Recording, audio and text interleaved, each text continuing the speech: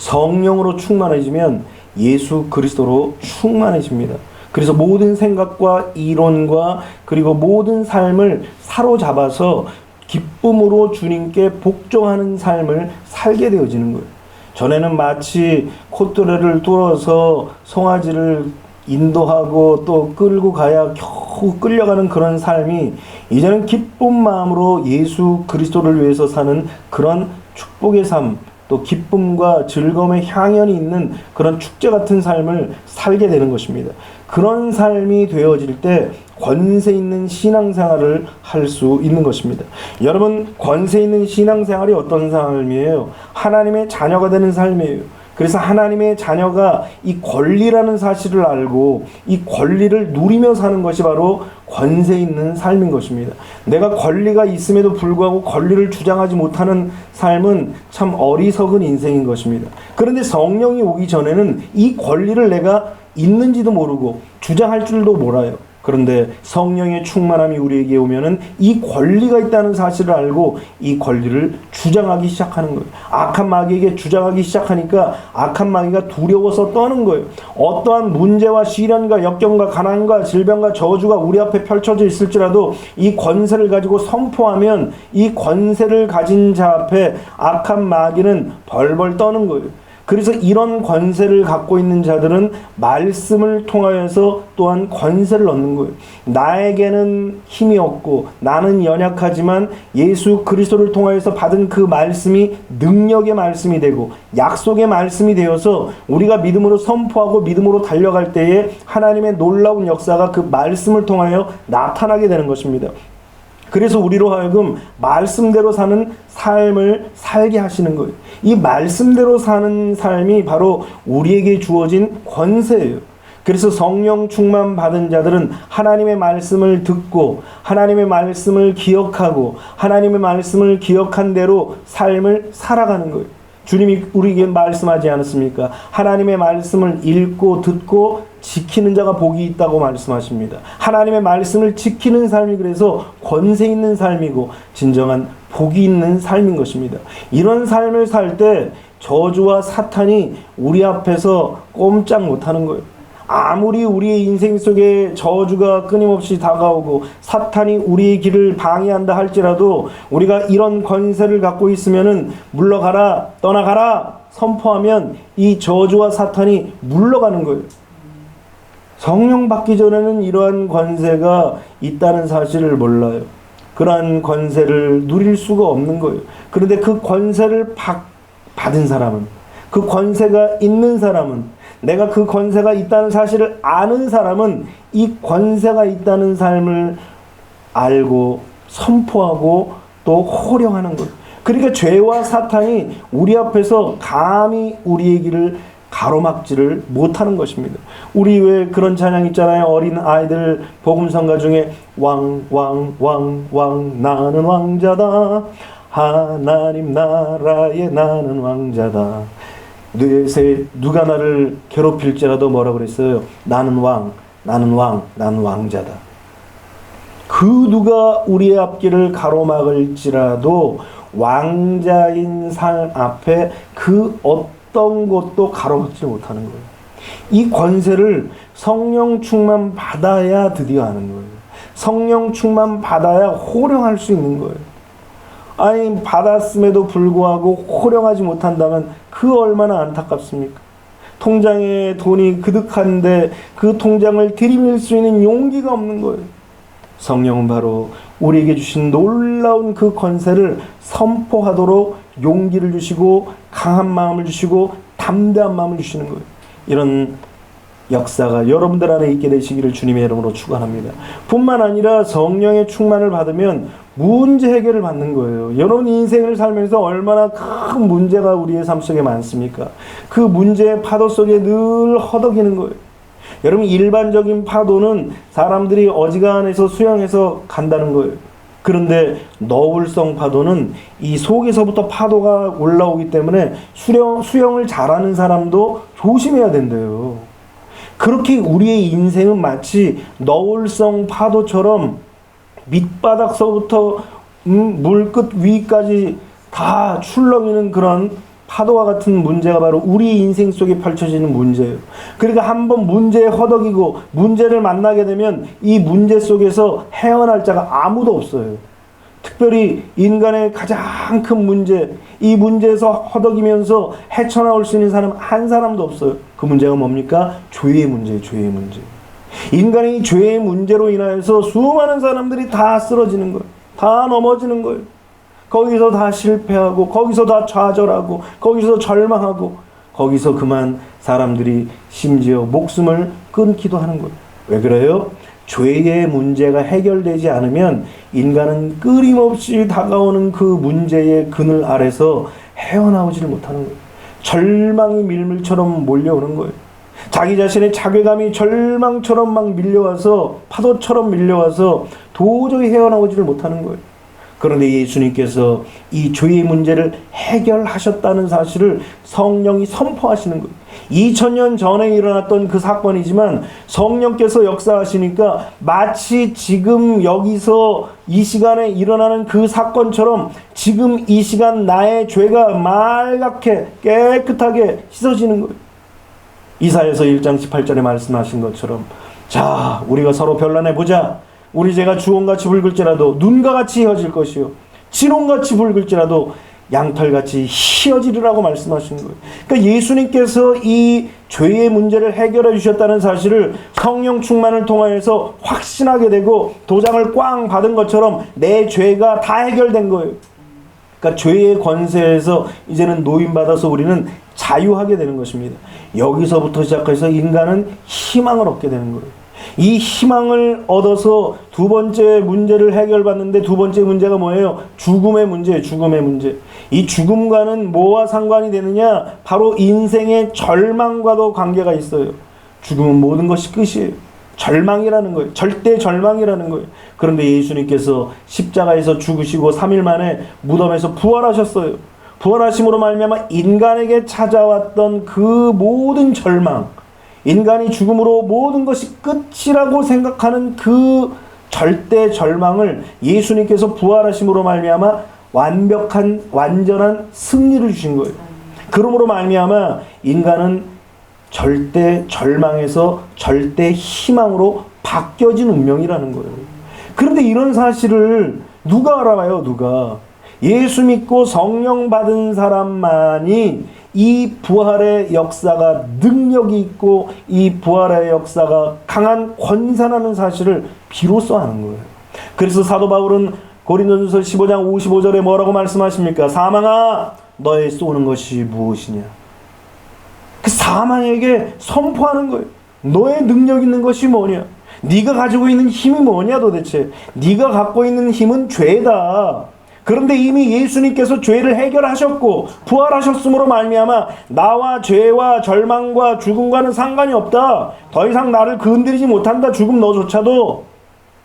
그래서 예수님께서는 이미 살아생전에 나를 믿는 자는 죽어도 살겠고 또 살아서 나를 믿는 자는 영원히 산다고 말씀하신 거예요. 이것이 바로 부활의 능력이고 권세예요. 이 성령 충만 받으면은 이 부활이 권세이고 능력이라는 사실을 알고 죄의 문제가 싹 해결되는 거예요. 뿐만 아니라 죄로부터 찾아온 그 첫 번째 마음이 뭐예요? 미움이에요, 미움. 이 미움이 시작되어서 거기서 욕심이 오고 욕심이 잉태되어서 죄를 낳고 죄가 장성하여서 뭐가 됩니까? 사망을 낳는 거예요. 그런데 이 가인과 이제 아벨의 사건으로부터 시작된 가인으로부터 온 이 미움의 사건이 성령이 싹 들어오심으로 말미암아 미움의 사건이 순식간에 사라지는 거예요. 그렇게 미웠던 자가 사랑하게 되고 그렇게 미웠던 자와 화해하게 되는 거예요. 이거 바로 성령의 역사예요. 그래서 성령은 화평으로 오시는 거예요. 왜냐하면 예수님께서 평화의 왕으로 오셨기 때문에 평화의 임금이신 예수님이신 예수의 영이신 성령께서 우리에 오시면 화목하게 하시는 거예요. 그래서 우리 안에 들어오셔서 화목하게 하시고 화평하게 하시고 거기에서 평안을 누리는 거예요. 미워할 수가 없죠. 미워하면 내 심령 속에서 너무 괴로운, 성령이 괴로워서 우리의 심령을 그냥 두지 못하시는 거예요. 그래서 우리 안에 있는 이런 미움의 문제가 싹 해결되니까 어떻게 돼? 우리의 마음속에 미움이 사라지니까 마음의 평강의 강물이 흐르는 거예요. 괜히 평강이 오는 것이 아닙니다. 하나님 앞에 평강 달라고 하나님 앞에 기도하면 주님은 아마 그런 얘기를 하실 거예요. 미워하는 자를 사랑해라. 미워하는 자를 용서해라. 너 그의 마음을 품어라.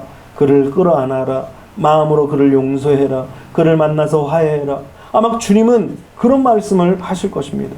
그것이 바로 우리 안에 누리는 평안의 조건인 것입니다. 그래서 성령이 오시면 우리 안에 있는 이런 미움의 권세를 다 물리치시고 해결해 주셔서 우리 안에 평강의 이런 놀라운 강물을 우리에게 허락해 주시는 것입니다. 뿐만 아니라 성령의 능력을 받으면 이제 미움이 사라지고 평안이 왔잖아요. 그러니까 불안과 공포가 사라지는 거예요. 제가 말씀드렸죠. 불안은 보이지 않는 것, 없는 존재예요. 있지도 않는 존재인데 혹시 올까봐 두려워하는 것이 불안이에요. 공포는 내가 느끼는 것, 혹시 올 수 있는 것, 올 수 있다고 내가 확신하는 그런 것들을 느끼는 두려움이 바로 공포예요. 그런데 이런 것이든 저런 것이든 실상이든 아니면 허상이든 그것이 어떤 두려움이든지 간에 인간 안에는 다 두려움이 있어요. 그런데 성령이 오시니까 이 두려움과 공포가 싹 사라지는 거예요. 여러분 여호수아 보십시오. 가나안 땅에 들어가기 전에 여호수아도 40년 동안 함께 광야에서 훈련받았잖아요. 그런데도 불구하고 그 마음속에 두려움이 찾아오니까 하나님께서 그에게 직접 말씀하시는 거예요. 여호수아야, 강하고 담대하라. 두려워하지 말라. 내가 너와 함께 하리라. 아니 성령께서 함께 하시니까 이게 눈으로 보이든 아니면 눈으로 보이지 않든 이런 두려움들을 능히 극복할 수 있게 하시는 거예요. 그래서 이 두려움은 모든 두려움들 우리 안에 찾아오는 불안과 그런 공포들을 싹 물리쳐 주시는 것입니다. 그러니까 온갖 문제들을 주님이 이기고 극복하게 하시는 거예요. 여러분 사실 문제가 없는 날이 있나요? 오늘 해결이 된 것 같아서 아이고 이제는 숨 좀 쉬고 살겠구나 싶으면 내일 또 다른 문제가 뻥 하고 터져요. 우리가 문제를 쫓아다니다 보면은 아무것도 할 수가 없어요. 우리 인생 속에서 문제만을 쫓아다니면서 문제만을 바라보고 다니면은 그 문제에 우리는 치여 죽을 수밖에 없습니다. 사람이 그 화병 걸려서 살겠습니까? 그렇기 때문에 우리는 문제를 극복하게 하시는 그 예수 그리스도를 바라보고 성령 충만을 바라보며 살아야 하는 것입니다. 그래서 온갖 종류의 이 좌절들을 성령 충만 받아서 극복해내야 돼요. 수많은 문제들은 우리를 좌절시키는 함정과도 같아요. 그래서 또 빠지고 그 문제 쫓아가다 보면 문제 해결하려고 쫓아가다 보면 함정에 빠져서 좌절해요. 그 문제를 하나 해결했다고 해서 기분이 좋아요? 힘이 쭉 빠지는 거예요. 오히려 좌절이 생겨요. 그것이 바로 인간의 약점이에요. 연약함이에요. 그런데 성령이 우리에게 딱 오시면 우리에게 찾아오는 온갖 그 문제로 인하여서 생겨지는 좌절을 극복하게 하시는 거예요. 좌절을 극복하게 하고 이기게 하시니까 그 마음이 어때요? 언제나 그 마음속에 자신감이 차 있는 거예요. 뭐가 있어서가 아니에요. 대신 뭐가 있어요? 예수님이 계시고 성령이 우리 안에 계신 거예요. 우리를 그와 같이 버리지 아니하시고 떠나지 않겠다고 약속하신 성령님이 계시기 때문에 우리가 더 이상 두려워하거나 염려하거나 근심하거나 좌절하지 않고 낭망하지 않고 오히려 낭망이 찾아오고 좌절이 찾아오고 절망이 찾아오면 뭘 해요? 하나님 앞에 기도하는 거예요. 하나님, 주의 성령께서 나를 도와주셔서 이 좌절스러운 일들, 이 절망스러운 일들, 이 낙심케 하는 일들, 이 모든 것들을 이기고 극복하게 해달라고, 성령님과 함께 날개를 달고 다 올라갈 수 있게 해달라고 기도하면 어느 순간 우리의 마음속에 뭐가 찾아옵니까? 자신감이 찾아오는, 용기가 찾아오는 거예요. 그래서 그 좌절과 절망을 다 능히 극복할 수 있는 거예요. 그래서 소년이라도 넘어지고 장정이라도 자빠지지만 여호와를 앙망하는 자, 문제로 인하여서 문제를 바라보는 자가 아니라 여호와를 앙망하는 자는 새 힘을 얻어서 독수리같이 날아오른다는 거예요. 그래서 걸어가도 피곤치 않고 달려가도 피곤치 않고 그저 주님과 함께 날아 올라가는 거예요. 그것이 바로 성령 충만한 삶인 것입니다. 오늘 다 여러분들이 이런 성령 충만의 놀라운 역사를 경험하게 되시기를 주님의 이름으로 축원합니다. 비로소 우리는 승리자가 되는 거예요. 그러니까 우리의 마음속에 벌써 승리자의 그런 사고방식을 갖고 승리자의 마음을 갖고 있는 사람과 패배자의 마음과 패배자의 그런 사고방식을 갖고 있는 사람과 이게 삶이 틀린 거예요. 삶의 방식이 틀린 거예요. 이게 삶의 태도가 틀린 거예요. 벌써 성령 안에서 승리하는 사람은 기쁨이 충만한 거예요. 왜? 승리자가 항상 기쁘잖아요. 여러분 올림픽 경기 후에 1등한 사람들이 다 눈물을 흘려요. 그 눈물 보고 아이고 불쌍해라 저거 어떡하냐 저 울고 그런 사람이 있습니까? 똑같이 눈물을 흘려요. 마치 내가 금메달을 딴 양. 왜 그렇습니까? 승리의 그 영광의 기쁨의 눈물인 거예요. 그러니까 그 눈물을 보면서 같이 눈물을 흘리기도 하고 같이 환호를 하며 박수를 치기도 합니다. 그것이 바로 성령 받은 사람들의 삶의 모습이에요. 여러분 그런 삶을 살고 싶지 않아요? 오늘 모두가 다 성령 충만하여서 이런 권세를 누리고 이런 성령 충만으로 말미암아 승리의 삶을 살게 되시기를 주님의 이름으로 축원합니다. 그러면 하나님의 놀라운 기쁨과 충만을 누릴 수 있는 것입니다. 이렇게 권세와 승리를 누리면서 우리는 어떤 삶을 비로소 우리가 살게 되어지느냐? 우리가 나눴던 세 번째 이야기, 복음의 증인이 되는 삶을 살게 된다는 것입니다.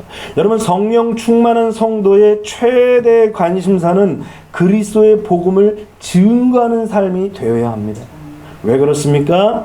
우리 주님의 관심사 역시 복음을 증거하는 데 관심을 갖고 있기 때문이라는 거예요. 여러분 하나님의 사람들이 물질에 복받는 이것에 너무 관심을 가지면 안 돼요. 우리가 너무 사람들에게 칭찬받고 웃으며 살고 걱정 근심 없이 등 따뜻 씻고 배불리 사는 것 이것에 관심을 가져서는 안 돼요. 전에도 말씀드렸지만 이러한 것들은 뭐라고 그랬죠? 전리품이에요. 승리를 얻은 사람들에게 주는 전리품인 것입니다. 올림픽에서 금메달 딴 선수들도 태극기를 들고 대한민국 만세를 외치고 그냥 하나님께 영광을 돌리면 더 기쁘고 나라에 또 기쁨을 주고 국민들을 생각하면서 열심히 뛰었습니다. 이런 사람이 좋죠. 예, 연금 받을 걸 생각하니까 너무 행복하고 연금 받을 거 생각하느라고 죽기 살기로 그냥 뛰었습니다. 이런 사람 같으면은 그냥 줘도 믿겠어. 금메달 그냥 뺏어서 남 주고 싶어. 하나님 나라도 그러지 않을까 싶습니다. 하나님 내가 어떻게 하면 복 받을까? 어떻게 하면 그냥 물질의 복을 얻을까? 어떻게 하면 등 따시고 배부르게 살까? 이런 삶을 살기 위해서 내가 이렇게 살아서 이런 삶을 하나님께서 과연 후원하실까요? 똑같은 거예요. 똑같은 거예요. 국민들이 대표 선수를 보는 것과 또 하나님께서 우리의 모습을 보는 것과 똑같은 거예요. 주를 위해서 주님의 영광을 위해서 복음을 위해서 이렇게 살겠습니다라고 하면 하나님이 다른 전리품도 막 주시겠어요. 다른 전리품도. 그런데 그렇지 않은 사람에게는 있는 것도 빼앗고 싶은 그런 마음이 우리 마음인 것 같아요. 근데 하나님 마음도 그렇지 않을까 싶어요. 그러니까 우리의 삶 속에서 주님이 갖는 최대의 관심사는 뭐냐? 복음을 증거하는 거예요. 사도행전 1장 8절에도 뭐라고 말씀하십니까? 오직 성령이 너희에게 임하시면 등 따시고 배부르게 살아라. 그렇게 말씀하지 않으셨어요. 오직 성령이 너희에게 임하시면 너희가 권능을 받고 예루살렘과 온 유대와 사마리아와 땅끝까지 이르러 내 증인이 되리라 하시니. 주님의 증인이 되는 것이 바로 우리 주님이 성령을 우리에게 부어주신 이유라는 거예요. 그래서 복음의 증인이 되는 삶은 바로 그리스도가 원하시는 삶이고 성령께서 우리 안에 찾아오셔서 하시는 일들인 것입니다. 그래서 우리의 관심사가 무엇이 되어야 하느냐? 여러분들의 이제는 인생의 관심사가 어떻게 하면은 이 사람에게 복음을 증거할까? 어떻게 하면 예수를 전할까? 뭐 교회에 오냐 안 오는 두 번째 이야기예요. 그거는 하나님께 맡기고 교회 오든지 안 오든지 예수님이 그리스도이시고 하나님의 아들이시라는 사실을 끊임없이 우리 옆에 사람들에게 전해야만 하는 것입니다. 성령 충만을 주시는 이유가 우리에게 권세를 주셔서 승리의 삶을 살고 그리고 문제를 해결받아서 자유한 삶을 살게 하신 이유가 바로 여기 있는 거예요. 어떤 단지 영적인 체험을 하라고 우리에게 성령 충만을 주시는 것이 아니에요. 우리는 성령 충만 받았나 안 받았나 자꾸 이 기준을 무슨 영적인 체험을 자꾸 했다라고 생각을 하니까 받았냐 안 받았냐 이런 의구심을 갖는 거예요. 뭔 신비로운 그런 환상을 봐야 성령의 충만을 받았다라고 생각을 하기 때문에 우리는 성령 충만을 모르는 거예요. 때로는 특이한 체험이나 내 만족을 위해서 성령 충만을 갈구하는 경우도 있더라는 거예요. 성경에 보면은 사람들에게 권세를 얻고 있는 마술사 시몬이 성령을 주고 막 성령 받고 막 이런 장면을 보니까 돈을 잔뜩 싸들머지고 베드로에게 찾아가서 나도 당신이 갖고 있는 그 능력 좀 사게 해달라고. 그러면서 베드로한테 성령을 좀 팔라고 돈을 갖고 온 거예요. 그러니까 베드로가 뭐라고 얘기합니까? 네가 돈과 함께 망할 것이다 그러니. 육신의 것을 가지고 육신의 감각을 가지고 육신적인 것을 가지고 물질적인 것을 가지고 성령을 판단할 수가 없는, 성령이 하나님이신데 돈으로 어떻게 주고받아 살 수 있겠어요? 내 생각과 내 의식과 내 경험과 내 만족으로 어떻게 성령을 주고받을 수 있겠어요? 하나님이신데. 그러니까 우리는 우리의 만족과 우리 어떤 내 경험을 위해서 성령 충만을 받는 것이 아닙니다. 성령 충만을 주시는 궁극적인 목적은 예수 그리스도로 충만하라는 거예요. 예수 그리스도로 충만해서 뭐 하라는 거예요? 교회에서 봉사하고 헌신하고 충성하라는 거예요. 또 성령 충만해서 예수로 충만하여서 뭘 하라는 것입니까? 땅끝까지 주의 복음을 전하는 증인의 삶을 살라는 거예요. 그리고 땅끝까지 가지 못하면 우리의 삶 속에서 우리 주변에서 멀리 가지 못하더라도 일상생활 속에서 그리스도의 복음을 증거하라는 것이 바로 예수 그리스도로 충만한 성령 충만을 주신 궁극적인 이유인 것입니다. 오늘 여러분들도 마찬가지예요. 하나님이신 예수님께서 이 세상에 오시고 그 예수 그리스도께서 약속하신 성령이 우리 안에 오심으로 말미암아 우리 안에서는 누구로 충만하냐? 예수님으로 충만한 거예요. 그 예수 그리스도로 충만한 자가 해야 될 그 큰 삶의 이유와 목적은 바로 교회와 복음을 위해서 살아가는 삶인 것입니다. 오순절 성령이 강림할 때도 성령 받고 그들에게 일어났던 일들은 샘솟듯하는 그 담대함과 기쁨으로 복음을 증거했던 거예요. 왜 그래요? 주님의 말씀이 생각난 거예요. 성령 받기 전에는 주님의 말씀이 생각나지 않았어요. 그런데 성령 받고 나니까 주님의 말씀이 생각난 것입니다. 마태복음 18장 19절로 20절에 뭐라고 말씀하십니까? 그러므로 가서 너희는 모든 민족을 제자로 삼아 아버지와 아들과 성령의 이름으로 세례를 주고 내가 너희에게 가르쳐 분부한 모든 것들을 가르쳐 지키게 하라. 볼지어다 내가 세상 끝날까지 너희와 항상 함께 있으리라 그랬어요. 주님이 함께 할 수 있는 자가 누구냐? 주의 말씀을 순종하는 것인데 주의 말씀을 순종하는 말씀 중에 가장 중요한 말씀이 무엇이냐? 주님이 가르쳐 주셨던 말씀을 모든 사람들에게 전하는 거예요. 저 역시 마찬가지예요.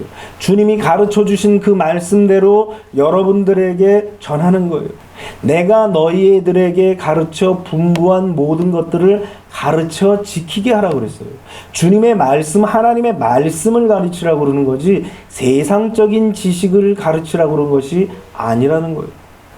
예수 그리스도의 빛이 우리에게 비춰지면 사실은 우리 안에 있는 모든 불안과 공포와 좌절과 절망이 다 사라져요. 오늘 그래서 우리는 예수님께서 우리에게 주신 그 말씀, 예수님께서 분부하신 그 말씀들을 우리는 받고 처음엔 받아야죠. 무조건 받아야 돼요. 그리고 받은 말씀을 가지고 성령 충만함을 받고 이제는 사람들에게 증거하는 거예요. 성령 받고 나니까 이 제자들이 그 말씀이 생각나는 거예요. 그래서 문을 박차고 막 마치 콧물 터지듯이, 여러분 댐에서 물이 방출되는 걸 여러분 보셨어요? 댐 문이 쫙 열리면 그냥 막 물이 확 쏟아집니다. 무서우리만큼 쏟아집니다. 마치 그와 같이 이 120명의 성도들이 성령 받고 나니까 마가의 다락방 문을 빡 차고 막 바깥으로 나와서 막 예수 그리스도의 복음을 막 예루살렘 곳곳에 증거하는 거예요. 오죽하면 예루살렘 성에 소동이 일어난 거예요. 이들 때문에. 막 배우지도 않은 막 언어들을 통하여서 막 복음을 증거하는 거예요. 그 속에서 담대한 그 용기가 샘솟듯 일어나면서 복음의 역사가 나타나게 됐던 것입니다. 그야말로 다락방에서 두려워 떨던 그야말로 바퀴벌레 같은 그런 마음들이 이제는 용기를 갖고 하나님의 성령이 그 심령 속에 찾아오니까 이제는 예루살렘 구석구석을 복음의 메아리로 다 적셨던 것입니다. 그래서 무엇을 전했습니까? 인간으로 오신 예수님이 하나님이시라는 거예요. 여러분, 그들은 인간으로 오신 예수님을 아직도 이스라엘 백성들이 믿지를 못해요. 아직도 예수님이 하나님이시라는 사실을 이스라엘 백성들은 믿지를 못하는 거예요.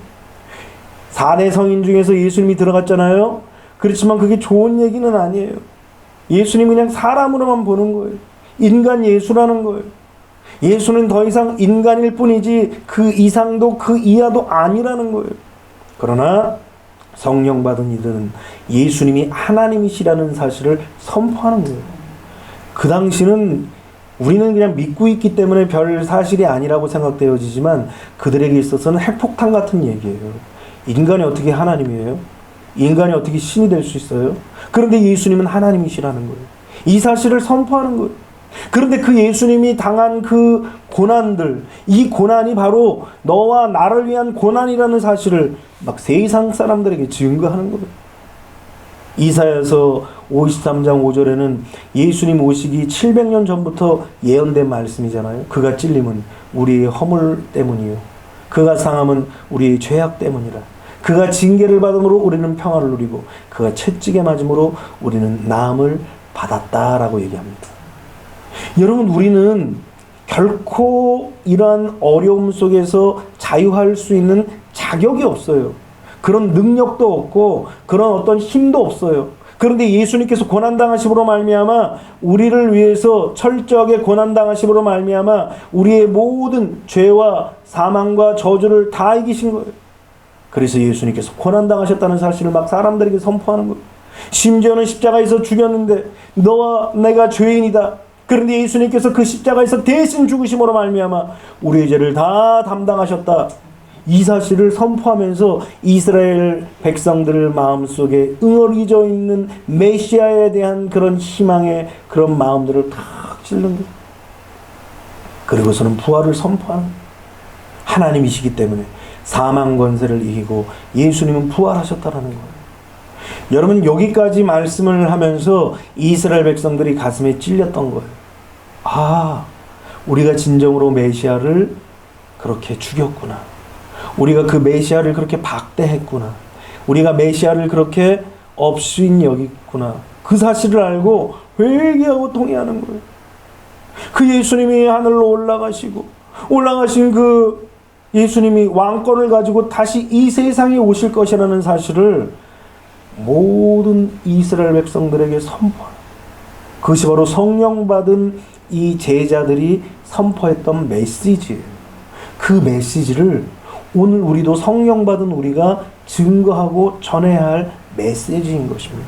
여러분들의 경험도 아니고 여러분들의 지식도 아니고 여러분들의 삶도 아니고 오직 예수 그리스도의 이 복음을 증거하는 것, 이것이 바로 성령 받은 우리의 삶의 모습인 것입니다.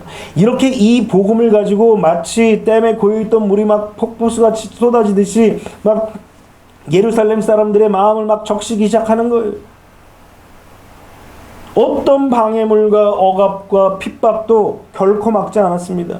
뭐 복음 전하라고 아이고 잘하네, 아이고 말씀도 잘 전하네, 그런 사람 없어요. 핍박하고 멸시하고 또 조롱하고 또 심지어는 잡아갑니다. 심지어는 칼로 찔러 죽입니다. 심지어는 사자굴에 내어 던지기도 합니다. 이런 장면, 이런 모습을 사도 바울이 로마서 8장 38절로 39절에 어떻게 묘사하고 있냐면, 내가 확신하노니 사망이나 생명이나 천사들이나 권세자들이나 현재일이나 장래일이나 능력이나 높음이나 깊음이나 다른 어떤 피조물이라도 우리를 우리 주 그리스도 예수 안에 있는 하나님의 사랑에서 끊을 수 없으리라. 하나님의 사랑이 일단 성령을 통해서 딱 느껴지고 나니까, 여러분 사랑하면 어때요? 앞에 누가 보여요? 안 보여요? 안 보여요. 이 사람이 뭔지, 이 사람이 나쁜 놈인지 좋은 놈인지 뭐 안 보여요. 주변에서 반대를 해도 안 보여요. 무조건 내가 사랑하는 거예요. 주님이 그렇게 우리를 사랑하신 거예요. 그 주님이 우리를 사랑하신 마음을 딱 알고 나니까, 나를 이렇게 주님이 나를 사랑하셨구나, 나를 이렇게 주님이 이렇게 아끼셨구나, 이 사실을 깨달으니까 그분 위해서 막 죽는 거예요. 그래서 그 어떤 것도 결코 주의 복음을 증거하는 이 사랑의 마음을 막지를 못한다는 거예요. 이것이 바로 성령 충만한 모습이고 예수로 충만한 모습인 것입니다. 오늘 이런 성령의 충만함을 여러분들이 다 입으시기를 주님의 이름으로 축원합니다. 이렇게 성령 충만 받고 복음의 증인이 되면 아무도 막을 수가 없어요. 아까 사랑을 막을 수 없는 것처럼 하나님의 그 사랑, 하나님의 그 사랑을 입은 자가 복음을 증거하는데 그 누가 막을 수 있겠습니까? 오늘 우리도 성령 충만 받아서 이제는 주님의 최대의 관심사가 나의 최대의 관심사가 돼야 돼요. 주님의 최대의 관심사와 나의 최대의 관심사가 딱 맞아 떨어지면 뭐든지 그래요. 세상에서도 전기도 플러스와 마이너스가 딱 만났을 때 불도 들어오는 거죠. 뭐 서로 플러스가 돼봤자 아무것도 안 되는 거예요.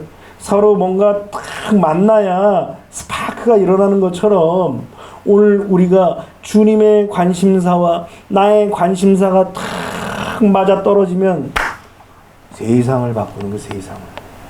오늘 여러분들이 다 그런 자들이 되시기를 주님의 이름으로 축원합니다. 2000년 전에 일어났던 그 초대교회의 역사가 오늘 이 시간 우리 교회와 또 여러분들에게도 일어나게 되시기를 주님의 이름으로 축원합니다. 우리 모두가 다 성령 충만 받아서 권세도 누리고 문제 해결도 받고 주님이 우리에게 주신 사명도 감당하여서 이 마지막 때에 하나님이 가장 기뻐하시는 교회, 하나님이 가장 기뻐하시는 성도, 이런 자들이 되시기를 주님의 이름으로 축원합니다. 기도하겠습니다.